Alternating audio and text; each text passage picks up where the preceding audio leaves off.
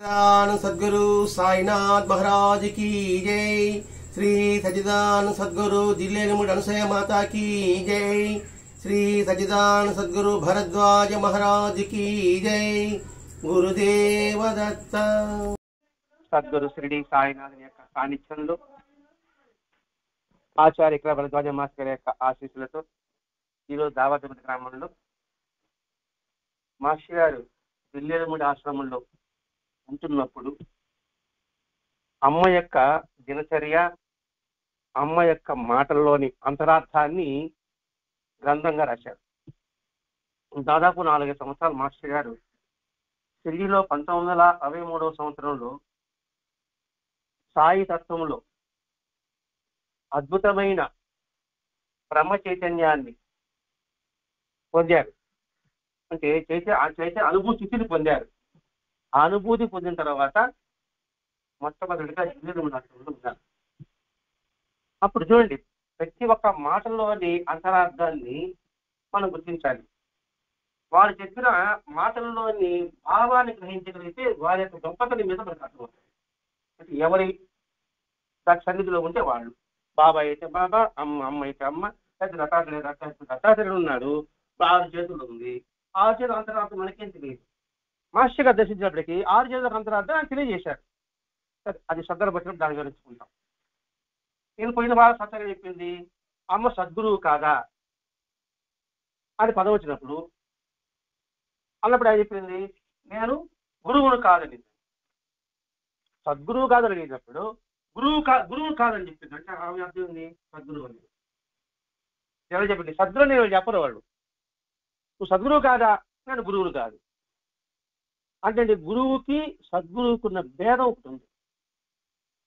అందరూ గురువులే. గురువులు అంటే 7 మంది గురువులు ఉంటారండి. 7 మంది గురువుల్లో సూచక గురువు, వాచక గురువు, పరమ గురువు, కారణ గురువు, విహిత గురువు, నిషిద్ధ గురువు, బోధ గురువు, మొత్తం ఈ 7 మంది ఉంటారు. 7 మందిలో బోధ గురువు వచ్చి 3వ వస్తుంది, పరమ గురువు వచ్చి 4వ వస్తుంది. కొంచెం ముందరగా చెప్తాం అన్నమాట. అంటే అందరూ గురువులే. మరి ఏమంటే ప్రతివాడు గురువు అనే భావన ఉంటుంది. కానీ ఆ గురువు యొక్క తత్వం ఏదో ఇక్కడ తెలియజేస్తాడు. ఇప్పుడు గురువుకి సద్గురువుకి ఉన్న భేదం అమ్మ చెప్పారు. మామూలు ఇప్పుడు ఏం చెప్పుకున్నాం? 7 మంది గురువుని చెప్పుకున్నాం. 7 మంది గురువులో మొట్టమొదటి వాడు సూచక గురువు అన్నాం. సూచక గురువు అంటే ఎలిమెంటరీ స్కూల్.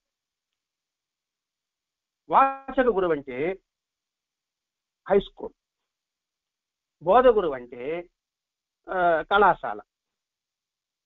ఇంకా మిగతా పరమ గురువు అంటే యూనివర్సిటీ లెవెల్ అయిపోతుంది అన్నమాట. ఇక్కడ సూచక గురువు ఏం చేస్తాడంటే,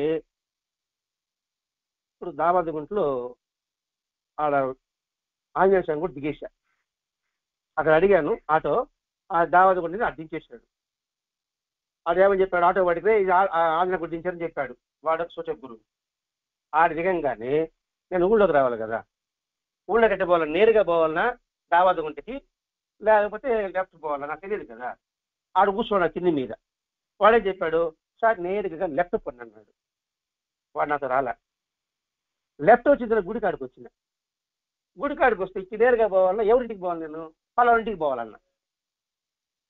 పలానా అరుణం ఇంటికి పోవాలన్నా. నేను అరుణం వెళ్ళా సార్, ఇట్లా పోండి, అక్కడ 3 ఇళ్ళు ఉంటుంది, ఆ 3 ఇళ్ళ మధ్య సందు ఒకటి ఉంటుంది, ఆ సందులో దాని లోపల పోవాలంటే వాళ్ళ ఇల్లు వస్తున్నారు. ఆయన నాతో రాలే.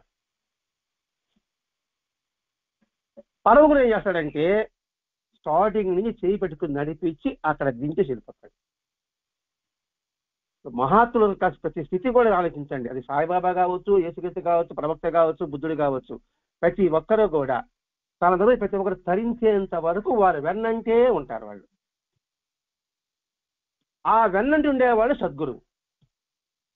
మిగతా వాళ్ళంతా దార్జీ పూలు వెళ్ళిపోయేవాళ్ళు.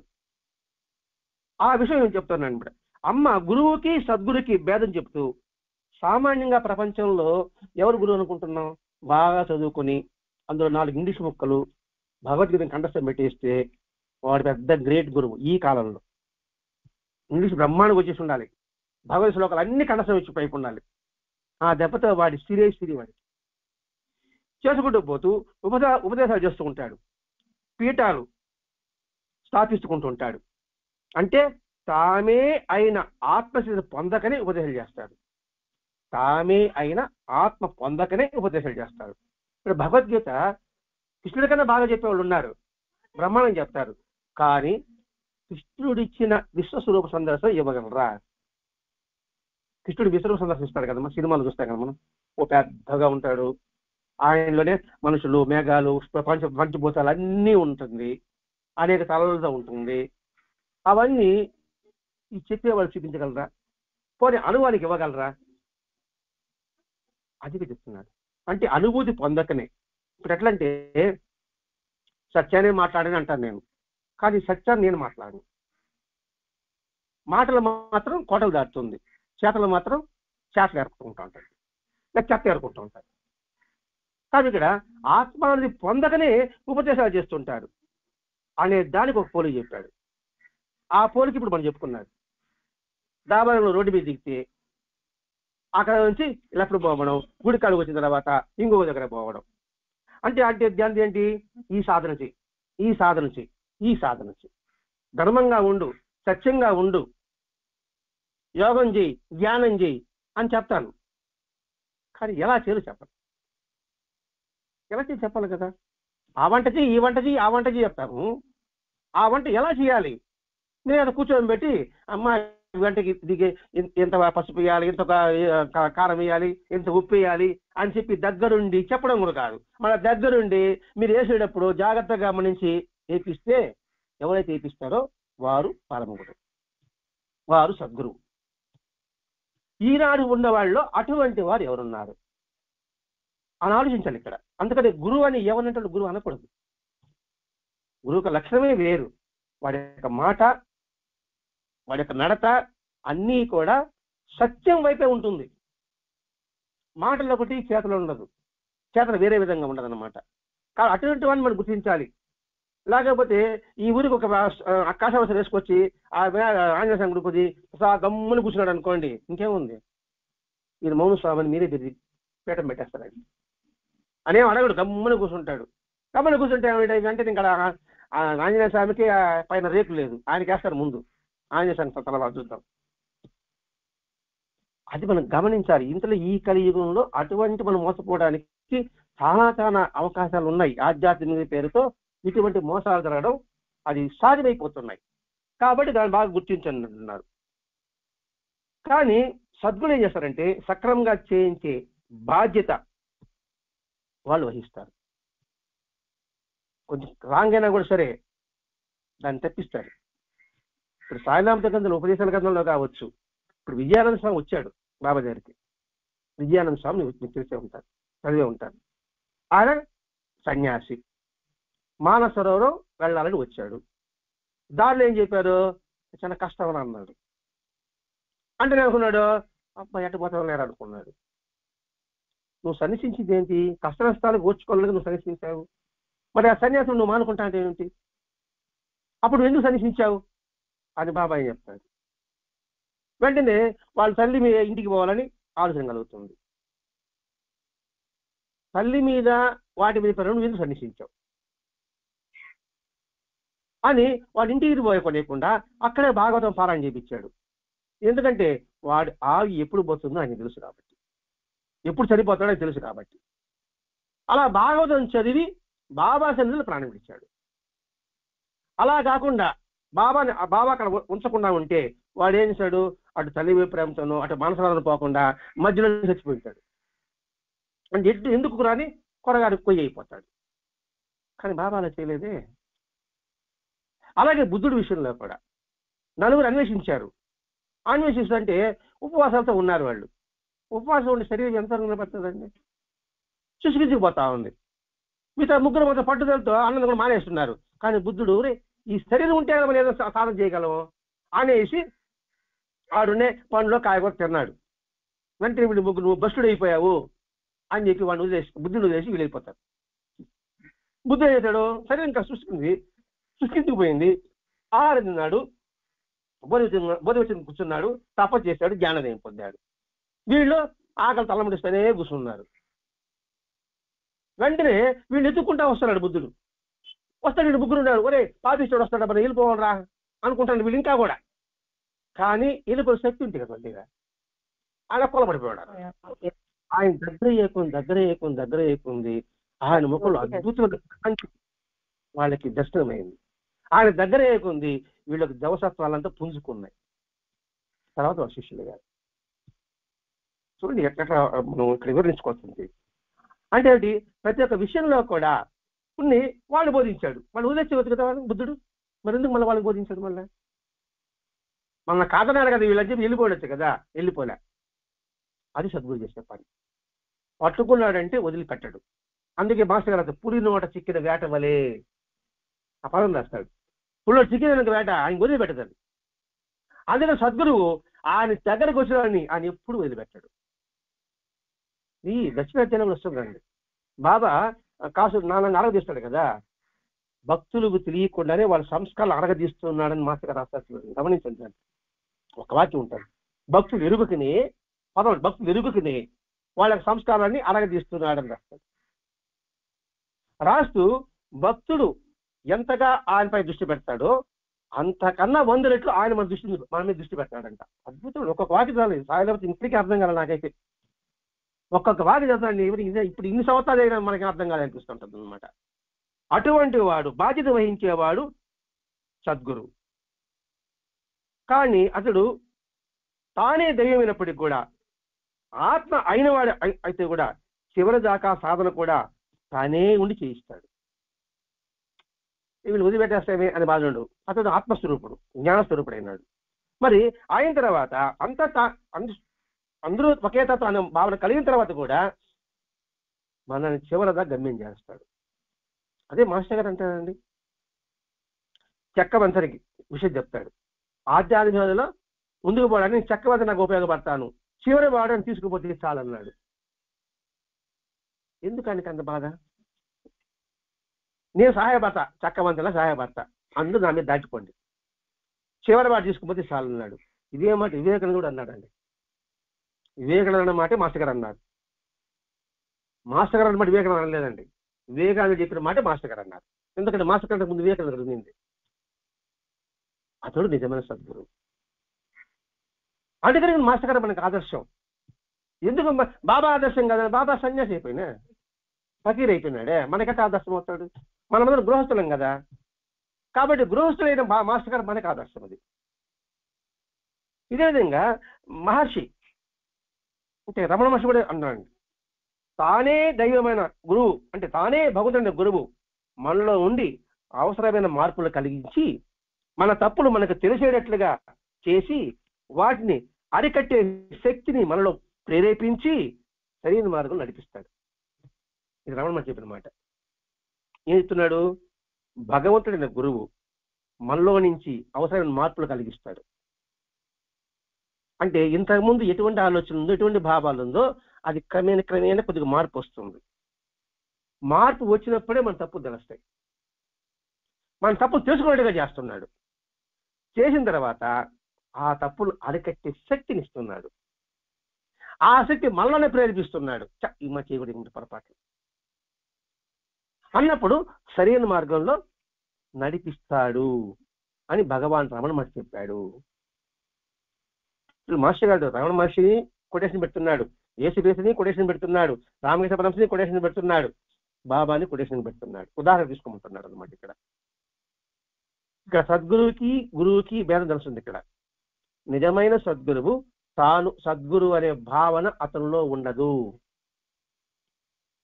ఎందుకని ఉండదంటే అందరిలో ఉన్న ఆత్మ ఒకటి అనే భావన ఉన్నప్పుడు వేరనే భావన ఎక్కడ ఉంటుంది?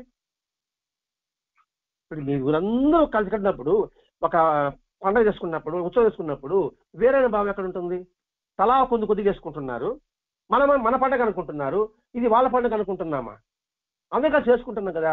చేసుకున్నప్పుడు ప్రసాదం అందరూ సమానంగా పంచుకుంటున్నారు లేదా? ప్రసాదం కాదు, పొట్టేలు నరుగుతాం కదా, అది అయితే కరెక్ట్గా ఉంటుంది. ఇప్పుడు పొట్టేలు నరిగినామంటే కరెక్ట్గా తూకం అరకిలో ఎక్కువ వేసుకుంటామా? అది ప్రసాదం అంటే దద్దని కనుక మన కంటికి కనబడుతుందా? అట్లాగే అటువంటి మార్గంలో ఆయన నడిపిస్తాడు. లేకపోతే ఏమవుతుందా, నేను కూడా పట్టుకుని ఇచ్చానా తల నాది, నేను కూడా పట్టుకున్న కాళ్ళు నాది, మిగతా పంచుకొని అంటాడు. అంటే ఏంటి? సమత్వ భావం, సమానత్వ భావం, సౌభ్రాతృత్వం, సమదృష్టి, అది కలిగింపు చేస్తాడు సద్గురు. అలా కలిగింపు చేసేవాడే నిజమైన సద్గురువు. ఆయనే కలిగింపు చేస్తాడు. పట్టుకునే వాళ్ళు ఉండాలి కదా.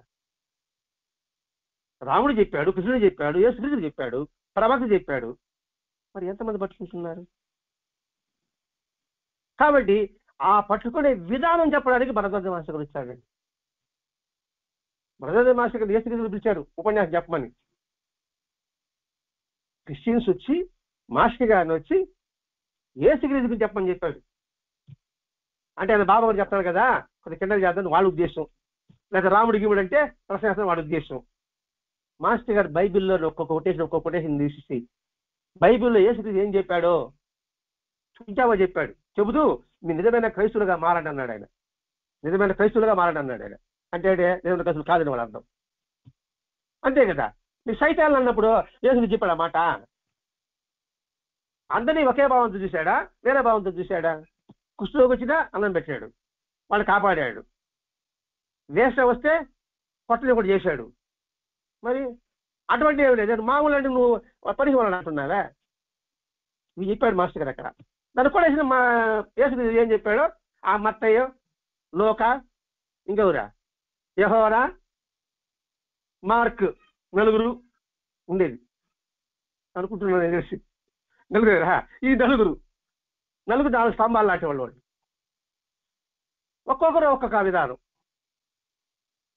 అట్లాగే ఉంది.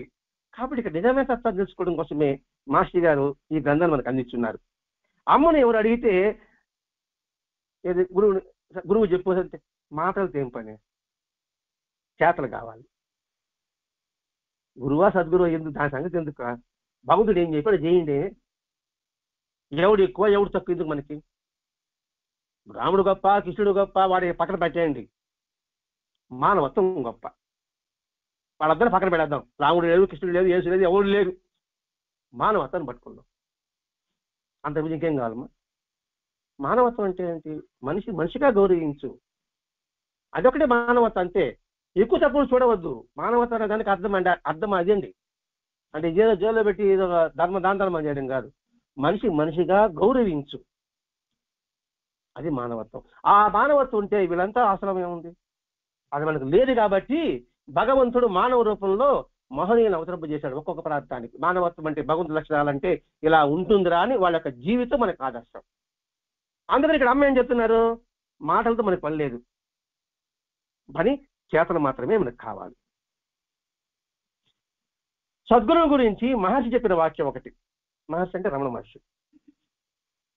అమ్మకు చక్కగా వర్తిస్తుంది.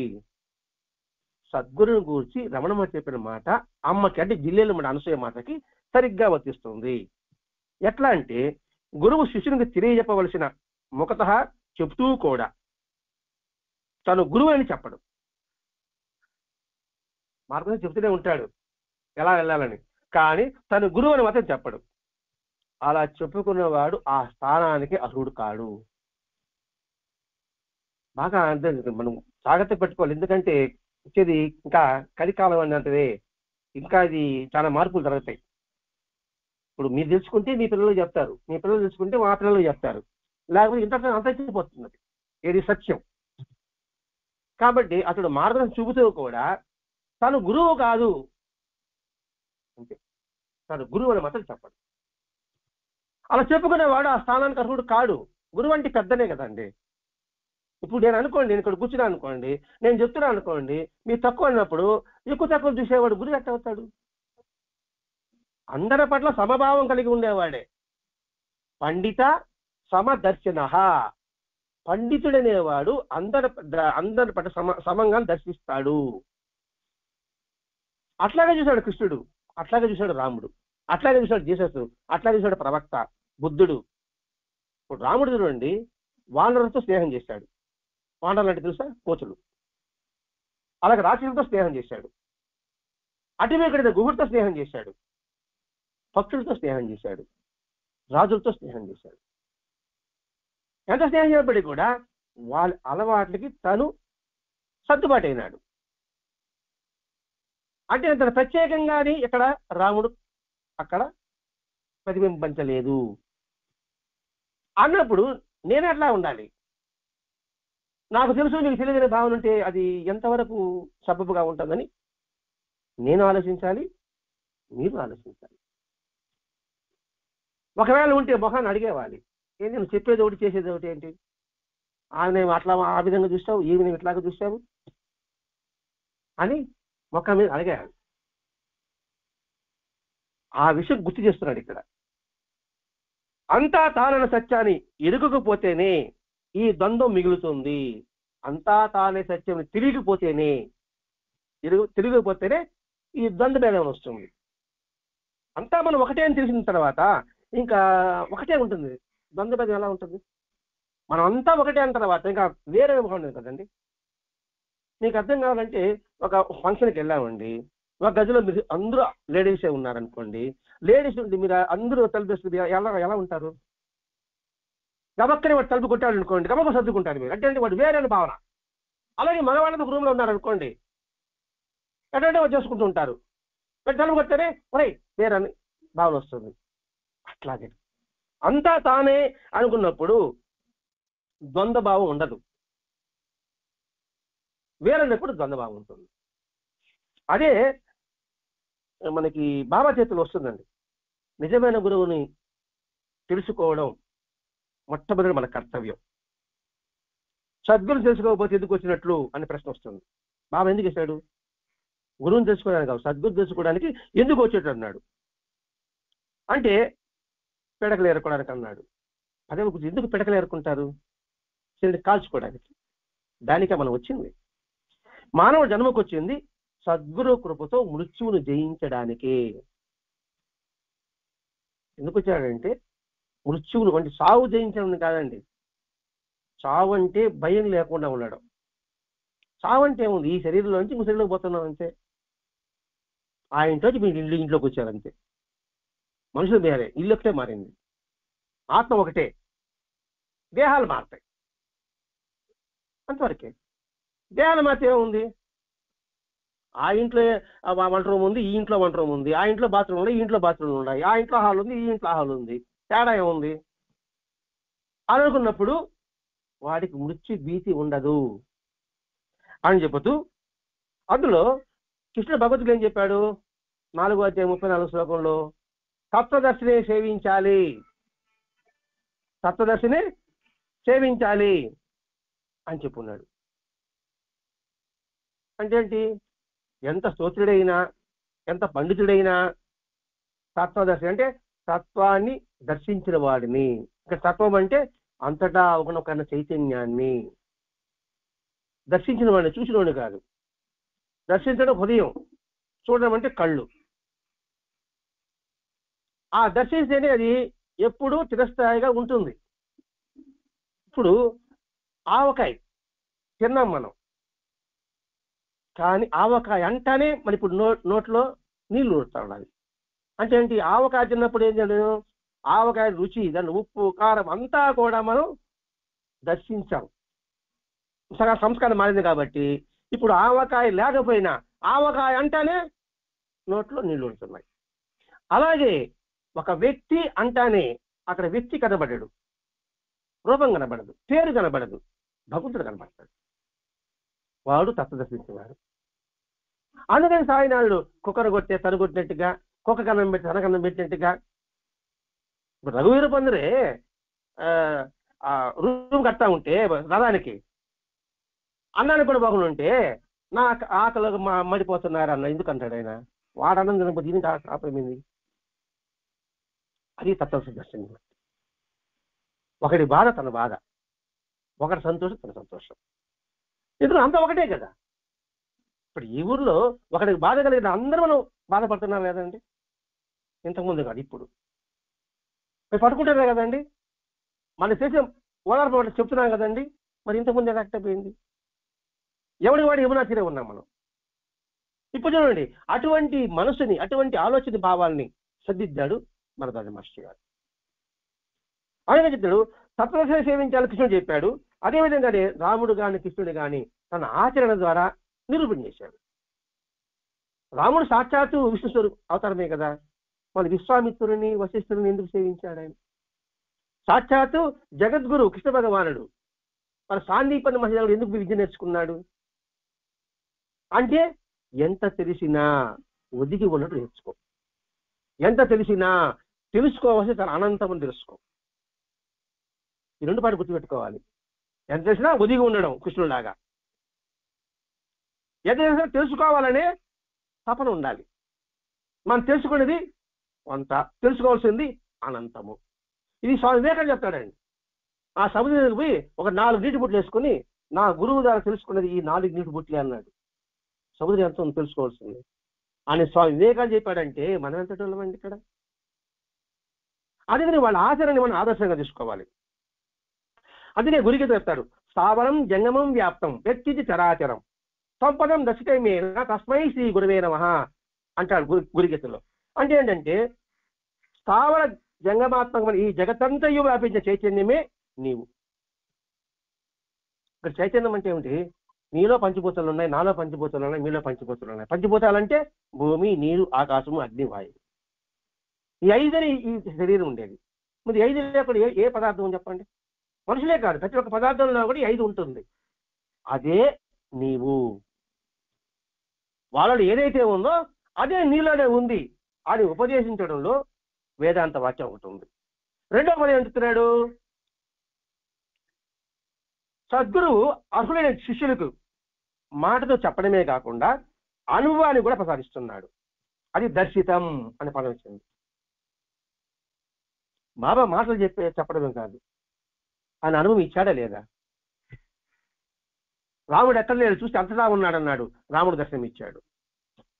ఒకడు బాబాని 5 శరీరం మాత్రమే పూజించాలనుకున్నాడు, వెంటనే మల్రా మాన్కర్ అనుకుంటాను మత్స్యదేవుడు పంపించాడు, అక్కడ బాబా దర్శనం ఇచ్చాడు. ఒక అతనికి బాబా పటం ఇచ్చి ఈ పూజ చేసి గుడి కట్టరా అన్నాడు. లేదు, బాబా ఉండేటప్పుడే. ఆ గుడి కట్టినా కూడా మన బాబా షిరిడికి వస్తా ఉన్నాడు. నేను అక్కడికి వచ్చాను కదా, రాను మళ్ళీ ఎందుకు వచ్చావని అడిగాడు. మరి నువ్వు వచ్చావు, నాకు దర్శనం కావాలి కదా అన్నాడు. వెంటనే పక్క రోజు నుంచి ఆయన తిరిగినట్టుగా కనబడింది, ఆయన దర్శనమైంది.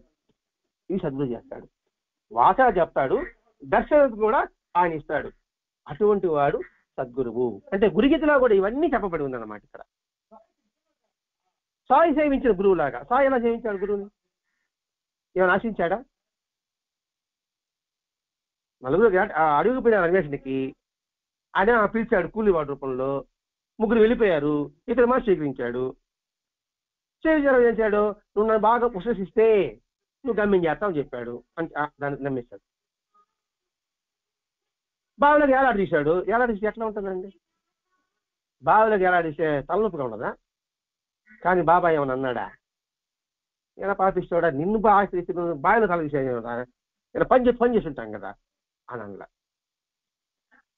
అక్కలకోట స్వామి రమణ మహర్షుల్లాగా సద్గురువు ఎవరిని ఇంత చేయబడి కూడా బాబా ఏమన్నాడు? నేను ఆయన సేవించగా నా ప్రయత్నం లేకుండానే నన్ను ఇంతటి వాడు చేశాడని చెప్పాడు గురువు. ఎవరు? బాబా చెప్పాడు. అందుకని ఏం చేశారు? ప్రతి ఒక్కరు కూడా ఎవరిని తమ శిష్యులుగా తలచలేదు. అక్కలకోట స్వామి తెలిసాడా? బాబా తెలిసాడా? లేకపోతే మిగతా ఏ మహాత్మ తలవలేదండి. రమణ మహర్షి తెలిసాడా? అందుకే బాబా చూడండి అందరిని బావు అని పిలుస్తాడు, రమణ మహర్షి వారు అంటాడు. దేన్ని? కుక్కను కూడా రమణ మహర్షి. అదే కదా మాస్టర్ గారు కూడా. ఎందుకంటే కుక్క పిల్లల్ని కంటే ఏమంటాం మనమా? ఏమంటామ్మా? ఈయనని అంటాం. ఆ కుక్కకి వెళ్తే కుక్క ప్రసవించింది అన్నాడు ఆయన. పద్ధతి తేడా ఉంది. కుక్క ప్రసవించింది అన్నాడు. అంటే ఎవరిని కించపరిచే విధంగా ఉండకూడదు. మనకంటే హీన జంతువు అని అనిపించుకోలే. మరి జంతువునే అలా అన్నప్పుడు మన మనుషుల పట్ల ఎలా ఉండాలి? ఒక్కసారి ఒకటి ఆర్థికంగా దెబ్బతింటినప్పుడు వాడి ముఖం చూడాలంటే కూడా ముఖం తిప్పుకుంటాను నా బొడిగాడు. మరి ఏంటి? ఎంత సతంగా చెప్పి ఏం ఉపయోగం ఉంటుంది అనే విషయాన్ని ఇక్కడ మనం గుర్తు చేసుకుంటే, అందువలన వారు ఎవరికి ఏ మంత్రము ఉపదేశించారు. ఎవరికి మంత్రం ఉపదేశించాలి? లేదంటే చెప్పాలి, మంత్రం ఒకటే కదా, నాకు తెలుసు నీకు తెలుసు, నువ్వు మనిషివే నేను మనిషినే, ఇంక నేను సపరేట్ నీకు చెప్పడం ఏమిటి? అందుకని వాళ్ళు మంత్రోపదేశం ఉపదేశించారు, ఆచార్య ప్రచారం చేయరు, శిష్యుల్ని సేకరించరు, మఠాలని స్థాపించరు, మఠాలను నిర్వహించరు, అంటే మఠాల ఆశ్రమాలు. అది నిజమైన సద్గురు యొక్క లక్షణం. ఏ ఆశ్రమాలు పెట్టరు, ఆశ్రమాలు డబ్బు వసూలు చేయరు, శిష్యులు దండమని చెప్పరు, తాను గురువులని చెప్పుకోరు. ముముక్షువే వారిని గురువుగా విశ్వసించి ప్రేమమూర్తిగా ధ్యానించి సేవించి తరించాలి. వాళ్ళు వచ్చి నన్ను సేవించమని చెప్పరు. ముముక్షువే, ముముక్షు అంటే ముక్తి కోరేవాడు, అంటే ఆనందం కోరేవాడు, లేదా తృప్తి కోరేవాడు, ప్రశాంత కావాలనుకునేవాడు. వాడే వాళ్ళని గుర్తించి, ఎట్లా గుర్తిస్తాడు? వాళ్ళ సమత్వం ఉంటుంది, సమానత్వం ఉంటుంది, సద్భావన ఉంటుంది, అందరి పట్ల ఒకే విధంగా ప్రేమ కలిగి ఉంటాడు, సకల జీవుల పట్ల దయ కలిగి ఉంటారు. అది మనం గుర్తించాలి. అటువంటి వాడిని ఆశ్రయించాలండి, ఎవరంటే వాడిని కాదు. మనమే గుర్తించి వాడిని పోయి సేవించాలి. బాబా చేసినట్లు. బాబా ఏమన్నా కూలివాడి డ్రెస్ చూశాడా? అడవిలో కూలివాడి ఎలా ఉంటాడు? గోసుగుడ్డి పెట్టుకుని తిరుగుతూ ఉంటాడు, పైన ఆచారం కూడా లేదు. మరి అటువంటి వాడిని గుర్తించాడు కదా. ఎలా గుర్తించాడు? మొట్టమొదటి పిలిచాడు, అన్నాన్ని రండి అని. సార్ మీది అన్న తినేదే, నేను పనికి మన్నాడు. అంటే ఆ పదాలు కాదండి, మీకు అర్థమే కూడా చెప్తున్నా మాటలు. మేము అన్వేషణ ఆచార్య అన్వేషణ పోతున్నాము, నువ్వెంత అని వెళ్ళిపోయారు, దారి చెప్పారు. తిరిగి పూర్వపుణ్యం, అది కూడా పూర్వపుణ్యం వల్ల మళ్ళీ ఆడకు వచ్చేరారు.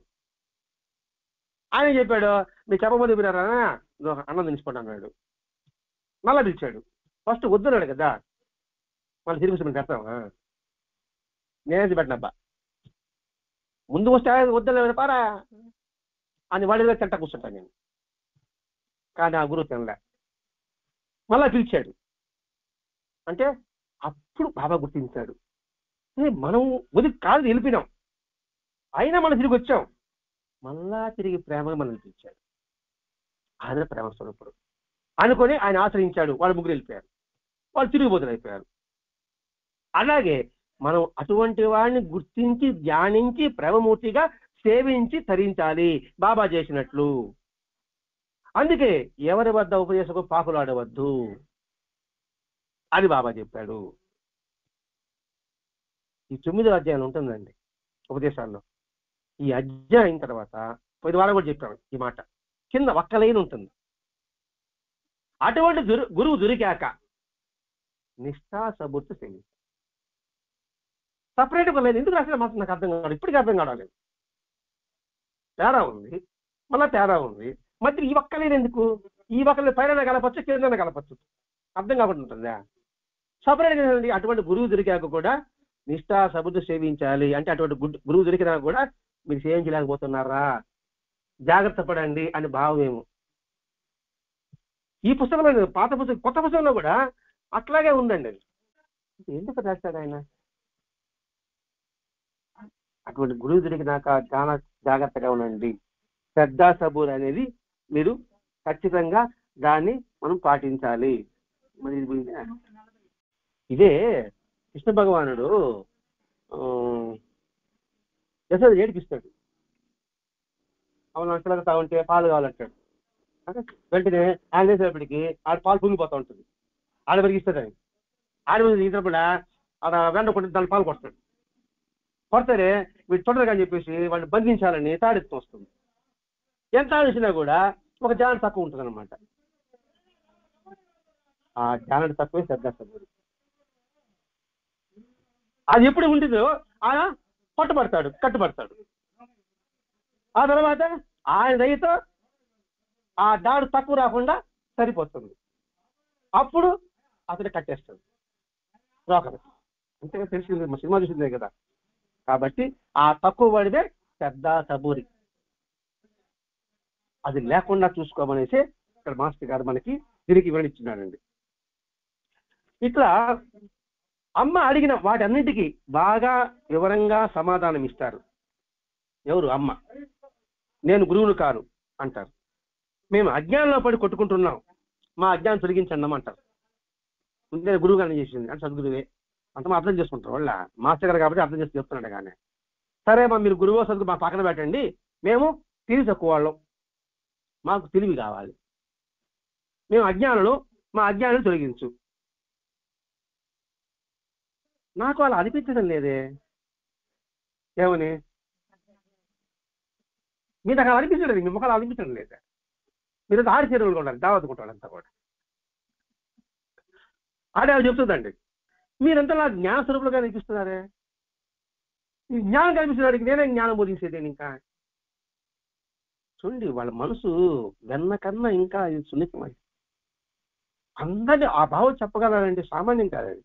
మాటలు నేను చెప్పేస్తాను, కానీ భావం చెప్తేనే ఎదుటివాడు పట్టుకుంటుంది. అక్కడ మీరంతా నాకు జ్ఞానంలో కనిపిస్తున్నారు, తల్లికి తప్పే కనిపించదు. ఎలా కనిపిస్తుందండి? తల్లి ఆ తత్వమే వేరండి. మాతృస్వరూపులని అందరికీ చెప్తారు. అంతెందుకు భూమి మాత అంటాం కదా, దానికి మనం ఎన్ని తప్పులు చేస్తాం చెప్పండి. కాల్చి కొడతా ఉన్నాం, కొనుకొస్తా చేస్తా ఉన్నాం, గడపాలు దిస్తా ఉన్నాం, కానీ దానికి మీరు తప్పు చేసి అనిపిస్తుందా? అది అనిపిస్తే ఒక్కసారి అటు అడిగింది అనుకోమా, ఇంతే ఊరేలా మొత్తం మొదలు ఆమె కోపం చేస్తుంది. భూదేవి సంగతి మాట్లాడతాం. కాబట్టి తల్లికి తప్పే కనిపించదు. తల్లి అంటే తొలి, తొలి అంటే మొదటి గురువు తల్లి. అమ్మ సద్గురు అనుస్మరణ ఉంది. ఇలా చెప్తే ఏముంది? అమ్మ సద్గురు అనే బాగా తెలిసిపోతుంది, తెలుస్తుంది. ఇక్కడ సద్గురు ఇప్పుడు వెన్నంటి తొడుకుపోతా ఉంటాడు, వాడు ఎవరిని విడిచిపెట్టాడు. కాబట్టి అమ్మ ఏం చెప్తుంది, నాకు తప్పే కనపడదు, అర్థమైందా? నేను జ్ఞాన స్వరూపులే, నా దగ్గర ఉంటే ఈమె జ్ఞాన స్వరూపులు నేను తీసుకుంటాను. దానిని అహమాదిశి భూతానాం అని కృష్ణుడు చెప్పాడు. అహమాదిశి భూతానాం, ఇది విభూతి యోగం భగవద్గీతలో 10వ అధ్యాయంలో చెప్పాడు. అంటే దాని అర్థం ఏంటంటే నేను అన్ని జీవులకు మూలం. అంటే ఈ శ్లోకంలో దేవతలకి మహర్షులకు కూడా మూలం. అన్ని జీవులు తన నుంచే ఉద్భవిస్తాయి, అది ఆ శ్లోకానికి అర్థం. అన్ని జీవులకి నేనే మూలం, నాలో నుంచి అది ఉద్భవిస్తాయి. అంటే దేవతలకి మహర్షులకు కూడా నేనే మూలం, అందుకే జగద్గురువు. అంటే ఏంటి? అది శుచికందరి కాలం నేనే మూలం. ఎవరు? కృష్ణుడు చెప్పిన మాట. దాని గురుకి శ్లోకం చెప్పాడు, గురు బ్రహ్మ, గురు విష్ణు, గురు పరమేశ్వరు. అంటే వాళ్ళలో ఉన్న సత్వమంతా కూడా ఎవరిలో ఉంది? మళ్ళా గురువులో ఉంది. సద్గురుని ఆశ్రయిస్తే దేవతలు కూడా శరణ్ అవ్వాల్సిందే, గ్రహాలు కూడా శరణ్ అవ్వాల్సిందే. ఎందుకంటే దేవతల అధీనంలో గ్రహాలు ఉంటాయి. దేవతలకు అధిపతి గురువు. గురువు చెప్పినప్పుడు దేవతలు చెప్పినట్టు గ్రహాలు వినాలా. అందుకని గురువుని ఆశ్రయించిన వాడు ఏ గ్రహం అని అంటదు. నేను అంటుంది పట్టుకునే ఉన్నా, నేను అనుకుంటా పైకి పట్టుకునే ఉన్నానని. మళ్ళీ గ్రహ బాధ అంటాను, శని బాధ అంటాను, కేతు బాధ అంటూ కూర్చుంటాను నేను. మళ్ళీ నిజంగా పట్టుకుంటే నీకు బాధని ఎలా అనిపిస్తుంది? బాధ అనిపించదు. నిజంగా పట్టుకుంటే ఇది బాధ అనిపించదు అనే విషయాన్ని మన గురుకి శ్లోకంలో స్పష్టంగా అర్థమవుతుందండి. మరి మన బాధలు కనబడుతున్నాయి కదా అనిపిస్తుంటది. అది అజ్ఞానం వల్ల అది బాధ అని కనిపిస్తుంది అంతే.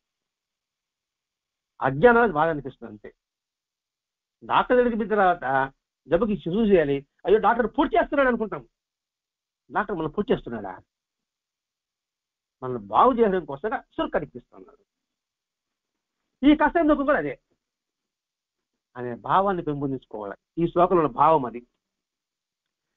అందుకని ఇక్కడ నేను అమ్మను అన్న మాటకు నేను భగవంతుని అంటే దైవాన్ని, నేను ఆత్మను అనే అర్థం. అమ్మ అంటే నేను దైవాన్ని, ఆత్మను. ఇదే మాట బైబిల్లో కూడా వస్తుంది. నేను అంటాడండి. ఏమని? I am that I am. నేనై ఉన్నానంతే. ఇక్కడ నేనంటే అండి యేసుక్రీస్తు కాదండి, మన అదొక పాపది. నేనంటే విశ్వమంతాగా ఏదైతే ఉందో అది ఆయన. అదే మీరంతా కూడా, అదే నేను కూడా. అందుకనైనా ఐఆమ్ దట్ ఐఆమ్. అసలు అది కూడా ప్రతి ఒక్క దాంట్లో చర్చిస్తున్నాడండి బైబిల్లో. అది అమ్మ సద్గురు అయి ఉపదేశం చేయరేమిటి అని ప్రశ్న వస్తుంది. ఎందుకు ఉపదేశం చేయలేదు అంటే, ఇక్కడ నేను బద్ధుడైన జీవును అన్న భ్రమ తొలగించి నేనే ఆత్మను నేనే బ్రహ్మను తెలియజేయటమే. ఎందుకు ఉపదేశం చేయాలంటే, బద్ధుడైన జీవుడికి ఉపదేశము చెప్పేవాడు వినేవాడు. బద్ధుడే అంటే బంధంతో కలిగిన వాడు, వాడికి కావాలి. బంధ విముక్తుడికి ఏముంది? అందుకని నేనే ఆత్మ నేనే బ్రహ్మను తెలియజేయటమే. ఎక్కడో దూరంగా మన నుంచి వేరుగా ఉన్నాడనుకుంటే భగవంతుడు మనలోనే ఉన్నాడని తెలియజేయటమే ఉపదేశము. ఉపదేశం అర్థం ఏంటంటే, భగవంతుడు ఎక్కడో లేడరా, నీలోనే ఉన్నాడు అని అనుభూతి పరంగా ఇచ్చేవాడే ఇచ్చింది ఉపదేశం. మాట చెప్తే కాదు, చెవులో మంత్రం గుర్తే కాదు ఉపదేశం. మంత్రం ఊదే సరిపోదు, ఆ మంత్రం యొక్క భావాన్ని తనకి అనుభవపూర్వంగా నిరూపించగలిగితే అది చక్కని ఉపదేశము. అందుకని అమ్మ కూడా ఏం చెప్పారు? మాటలు కాదురా చేపలని చెప్పారు. ఎందుకు చెప్పారు? ఉపదేశం అంటే చెవిలో మంత్రం చెప్పడము, నెత్తి చేయి పెట్టడము మాత్రమే కాదు. మాత్రమే కాదు, అది చూడండి, చేయి పెట్టచ్చు, అని చేయొచ్చు, కానీ అది మాత్రమే కాదు అని చెబుతూ, ఉపదేశం చేయకపోతే ప్రాయోపాసన చేస్తున్నావు భక్తురాలతో ఏమన్నాడు బాబా రాధాబాయి, ఉపదేశం చేస్తావా అని ఉపాసం ఉండింది. ఏం చెప్పాడు బాబా? మా సాంప్రదాయం లేదు అని సుమ్మేం పోయింది. ఒక మంత్రం నోట్ల చెవులు మూస్తే మా సాంప్రదాయం వేరు అన్నాడు. నేను చెవులు ఉపదేశించినాడు, చేస్తానికి నష్టం ఉంది ఏమన్నా? ఇంకా తను గురువు చేయలేడు, అది మా సాంప్రదాయం కాదు. అంటే ఎంతటి నిష్ట ఉందండి గురువు పట్ల. నేనేది చేయను, ఎవరు చెప్పాడు మంత్రం, ఏదో మంత్రం నాకు స్టేజ్కి ఇస్తా చేసాడు మారి, వాళ్ళు చేయలేదు కదా, నేను చేస్తాను అనమాట, నాకు గుర్తింపు కాదు కదా. ఇప్పుడు ఏదో బుద్ధి వస్తూ ఉందా? అది సాధారణ వేస్తే బాబా ఏం చెప్పాడు అవన్నీ స్థాయిలాబ్ద గ్రంథంలో స్పష్టంగా చెప్పబడింది. ఎన్నిసార్లు మనం వివరించుకున్నాము. గురువును శిష్యుడిగా గురువును శిష్యుడే గురువుగా పెట్టుకోవాలి. అంటే ఎవరైతే ఆ తత్వం వస్తుందో మనం అనుకోవాలి, మనంగా గురువును పెట్టుకోవాలి. ఆయన నా శిష్యుడు ఎప్పుడు చెప్పడు. గురువు శిష్యుని అంగీకరించడం ఉండదని మహర్షి చెప్పాడు. ఏమని చెప్పాడు? గురువు శిష్యుడు ఉండాలని అంగీకరించాడు. ఎందుకంటే అంతా ఒకే ఆత్మ ఒకే తత్వం మన భావన ఉన్నప్పుడు. ఇప్పుడు మీరు అందరూ ఒక పని చేస్తారండి, ఎవరు పెద్ద అంటే ఏమంటారు మీరా? నువ్వు పెద్ద, నువ్వు పెద్ద, నువ్వు పెద్ద, నువ్వు పెద్ద. ఎవరైనా ఈ పని ఫంక్షన్ చేస్తున్నారు, ఏం కావాలమ్మా అని ఒకరిని చెప్పుకుంటారా, నేనేం చెప్తారా? చెప్పడానికి అవకాశం ఉండదు. ఎందుకంటే అందరూ చేతులకు పడింది కాబట్టి అందులో, అంతే కదా. ఎవరు పెద్ద? అదే ఆచార్య భరత సేవా సంస్థ కూడా. అక్కడ దీనికి ప్రెసిడెంట్ ఎవరు అంటారు, సెక్రటరీ ఎవరు అంటారు. ప్రెసిడెంట్ లేదు, సెక్రటరీ లేదు, అందరూ సేవకులే. అంటే ఆ భావన నాకు మా మాస్టర్ వచ్చిన భావనే కదండి. ఇక్కడ ఉపదేశం 3 విధాలు: 1 స్పర్శ, 2 చూపు, 3 మౌనం. స్పర్శ ద్వారా, చూపు ద్వారా, మౌనం ద్వారా. ఇక్కడ రమణ మహర్షి మౌనానికి ఎక్కువ ప్రాధాన్యత ఇచ్చాడు, చూపుకే ప్రాధాన్యత ఇచ్చాడు. కానీ సాయినాథుడు స్పర్శకు కూడా ఇచ్చాడు, చూడమే కాకుండా స్పర్శకు కూడా ఇచ్చాడు. ఇదే బాబా చేతిలో వస్తుందండి 17వ అధ్యాయంలో. నారాయణాశ్రం అని అతడు భక్తుల ఆత్మ వికాసానికి బాబా గారికి ప్రత్యక్ష సాన్నిధ్యం అక్కర్లేదు. చాలా మంచి పాయింట్ అండి. భక్తుల ఆత్మ వికాసానికి ఆయన ప్రత్యక్షంగా ఉండాల్సిన అవసరం లే, పరోక్షంగా కూడా ఆయన మనసు అర్థగలడు, సరి చేయగలడు.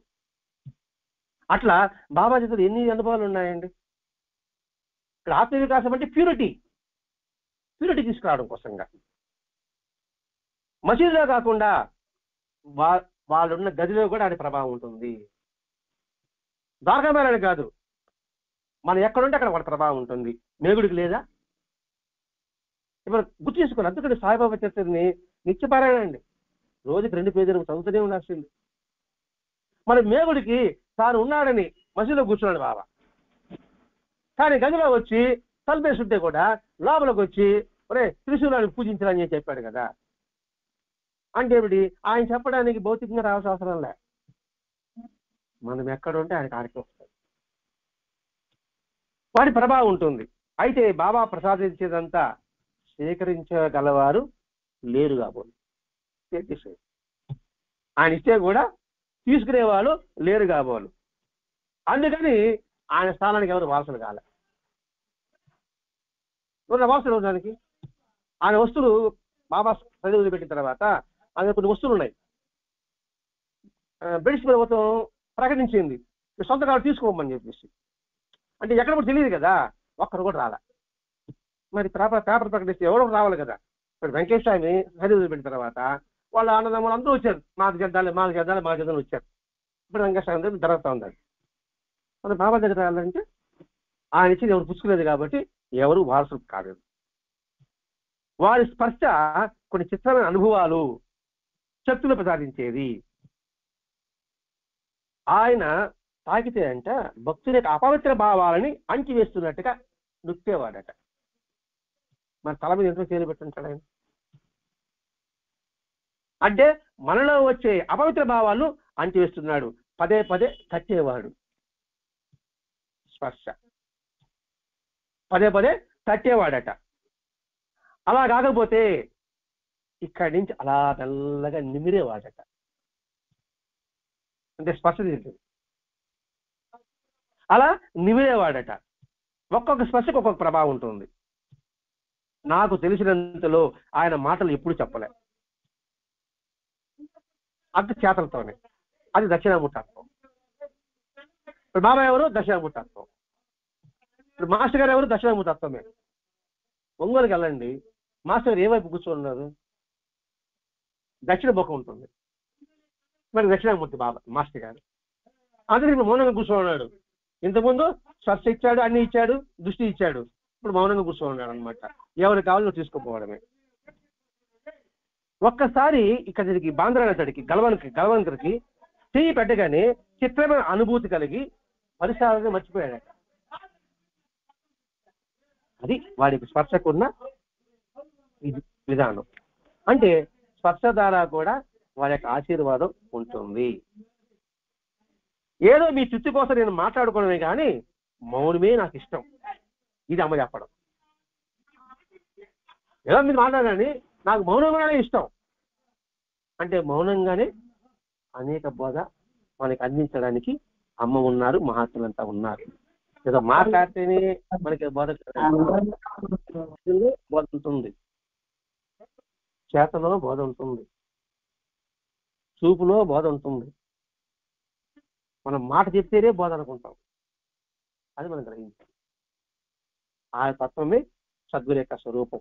ఇప్పుడు గురువుకి సద్గురువుకి గల భేదాన్ని అమ్మ భరద్వాజ మహర్షి గారి ద్వారా మనకి విపులంగా వివరించారు. కాబట్టి గురువు ఎవరో సద్గురు ఎవరో తెలుసుకొని మనం సద్గురుని ఆశ్రయించాలి అనే విషయాన్ని మనం మాస్టర్ గారి ద్వారా తెలుసుకున్నాం. స్వస్తి. సద్గురు సాయినాథ్ మహారాజ్ की जय। श्री सच्चिदानंद सद्गुरु जिल्लेमुड अनुसया माता की जय। श्री सच्चिदानंद सद्गुरु भरद्वाज महाराज की जय। गुरुदेव दत्त।